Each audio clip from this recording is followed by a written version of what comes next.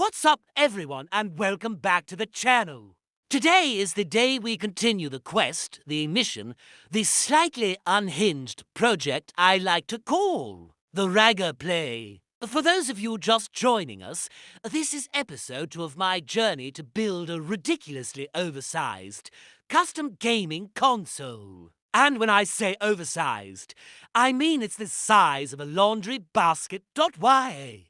Because why not? In the last episode, we sketched out the master plan, gathered some of the core components, and basically just stared at a pile of parts, wondering what I'd gotten myself into. We chose this absolutely massive rectangular case, a laundry basket of a chassis, and started figuring out the layout. We decided where the motherboard, the power supply, and the behemoth of a graphics card would go. The response from you all was incredible, and I read every single one of your comments. You guys had some amazing ideas, especially about cooling and cable management, which, let's be honest, are going to be major challenges. So, what's on the agenda for today? It's time to get our hands dirty and start the actual assembly. The first major step is mounting the motherboard. This sounds simple, but in a custom case this big,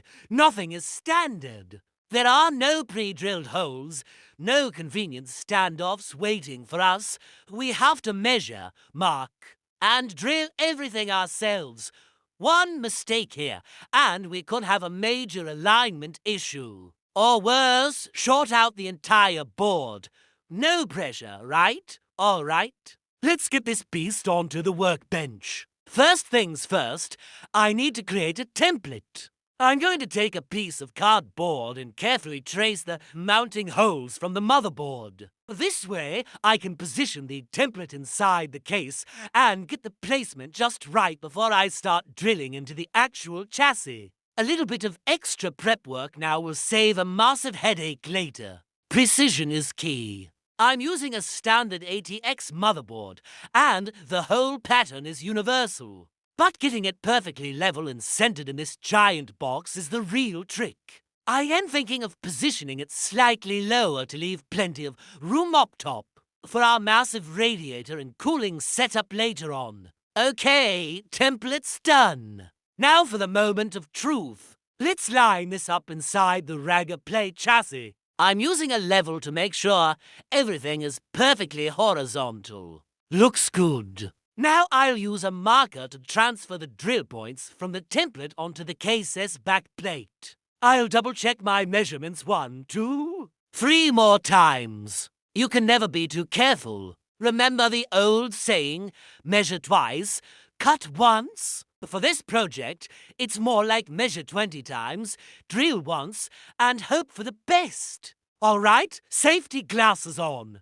It's time to make some holes. I'm starting with a small pilot drill bit to make sure my main bit doesn't wander. The material of the case is a thick aluminum, so I'm taking it slow and steady. We don't want to warp the metal or make the holes too big. The sound of a drill is always a little nerve-wracking on a new project, but it's also the sound of progress. Each hole brings us one step closer to seeing this monster come to life. Let's get these done.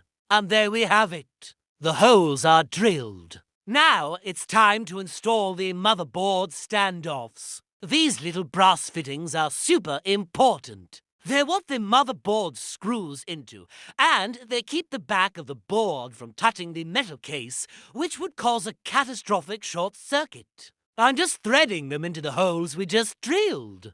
Each one needs to be snug, but not over-tightened. It's a delicate balance. I'm doing a quick test fit with the motherboard itself, just gently placing it over the standoffs to make sure everything lines up.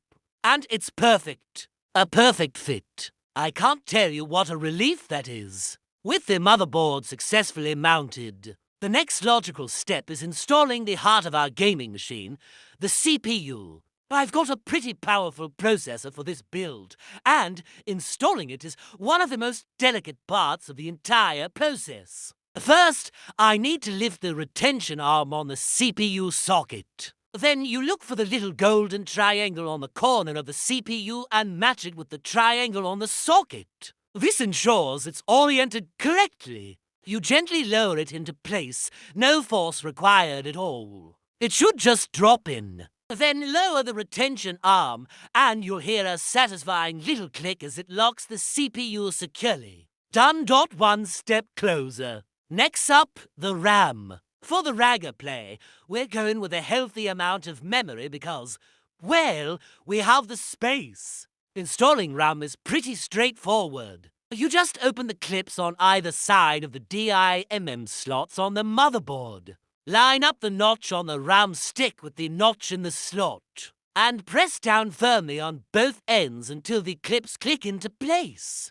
It's one of the most satisfying clicks in PC building. We'll get both sticks installed, and just like that, our motherboard is starting to look a lot more complete. Okay, so we've made some fantastic progress today. The motherboard is securely mounted in our giant chassis, the CPU is installed, and the RAM is locked and loaded. This is the foundational work that everything else will be built upon.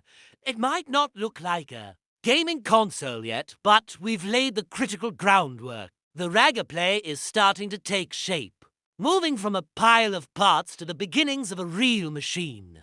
Looking at it now, the sheer scale of this thing is really starting to sink in. This is going to be epic. In the next episode, we're going to tackle the next big challenge, the power supply and the graphics card. That involves more custom mounting and the beginning of the cable management nightmare. It's going to be a huge step, and you won't want to miss it. Thank you so much for hanging out with me today and for all your support on this crazy project. I really appreciate it. If you enjoyed the video and want to see this laundry basket of a gaming console come to life, make sure to hit that like button, and if you haven't already, subscribe to the channel and ring that notification bell so you don't miss episode 3. Let me know in the comments what you think of the progress so far. Until next time, stay awesome.